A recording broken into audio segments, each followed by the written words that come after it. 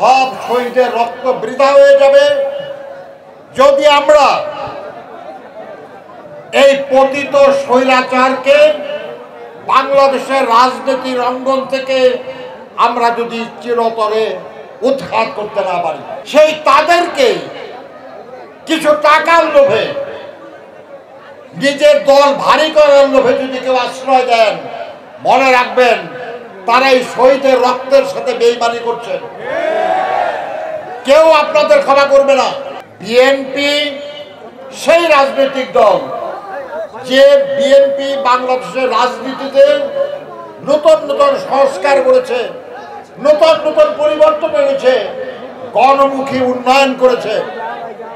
বিএনপির রাজনীতি উন্নয়নের রাজনীতি, বিএনপির রাজনীতি জনগণের গণতন্ত্র প্রতিষ্ঠার রাজনীতি, বিএনপির রাজনীতি উৎপাদনের রাজনীতি। সেই বিএনপিকে সংস্কারের বিপক্ষে বলা হচ্ছে। যারা বলে আমি তাদের এই মাঠের ময়দানে দাঁড়িয়ে চ্যালেঞ্জ করছি, বিএনপি যখন সংস্কারের দাবি করেছিল তখন আপনারা তো দন্তে স উচ্চারণ করেন নাই।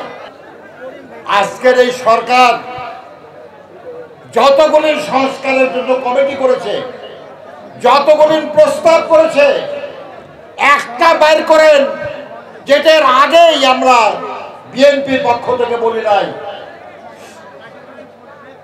আমরাই প্রথম উচ্চ সভার কথা বলেছি, আমরাই প্রথম ক্ষমতার ভারসাম্যের কথা বলেছি, আমরাই প্রথম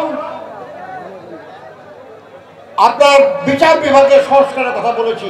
যমুনা ইলেকট্রনিক্স ঈদে ডাবল খুশি অফার সিজন 3, যে কোনো পণ্য কিনলেই পাচ্ছেন নিশ্চিত ঈদ উপহার। আমরাই প্রথম জনপ্রশাসনের সংস্কারের কথা বলেছি। আমরা বিএনপি যারা দীর্ঘদিন সংস্কার করেছে এবং সংস্কারের প্রস্তাব নিয়ে কাজ করেছে, তাদেরকে সংস্কারের বিপক্ষে বলার যারা চেষ্টা করেন তাদের কৌশল আমরা বুঝি। তারা সংস্কারের নামে নির্বাচন দেরি করাতে চান, এই ফাঁকে নিজেরা গুছায় নিতে চান যাতে করে সুবিধা করতে পারেন। না, হবে না সেটা। বাংলাদেশের মানুষ গত 15-16 বছর ধরে তার ভোটের অধিকার প্রয়োগ করতে পারে নাই, তার নির্বাচিত প্রতিনিধি নিযুক্ত করতে পারে নাই।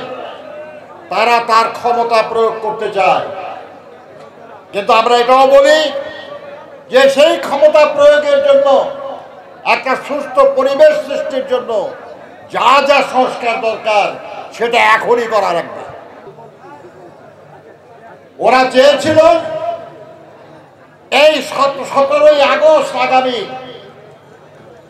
না গত 17ই আগস্ট, না গত 17ই আগস্ট আব্দুল সালাম পিন্টুর মৃত্যুদণ্ড কনফার্ম করে 21শে আগস্টে উৎসব পালন করবে।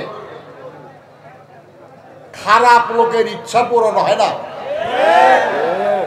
ভালো মানুষের ইচ্ছা পূরণ আল্লাহ করেন। আপনাদের ইচ্ছা ছিল যে তিনি বেড়ে আসেন, আল্লাহ ওদের ইচ্ছা পূরণ করেন নাই, আপনাদের ইচ্ছা পূরণ করেছে। নিশ্চয়ই কোনো একটা ভালো উদ্দেশ্য আল্লাহর আছে। আপনারা তাকে নির্বাচিত করেছিলেন, বেগম খালেদা জিয়া তাকে উপমন্ত্রী করেছিলেন। উপমন্ত্রী তো ছোট মন্ত্রী, চেষ্টা করেছেন ওই দিয়ে আপনাদের জন্য কাজ করার। হতে পারে আল্লাহ হয়তো আরো বড় কোনো কাজ তার জন্য রেখে দিয়েছেন। আপনারা সবাই ঐক্যবদ্ধ থাকুন, এগিয়ে চলুন। আগামী দিন আমরা সবাই মিলে এই দেশটাকে মুক্তিযুদ্ধের চেতনায়, শহীদ জিয়ার চেতনায়, বেগম খালেদা জিয়ার চেতনায়, জনাব তারেক রহমানের চেতনায় আমরা এই দেশকে সমৃদ্ধ বানাবো।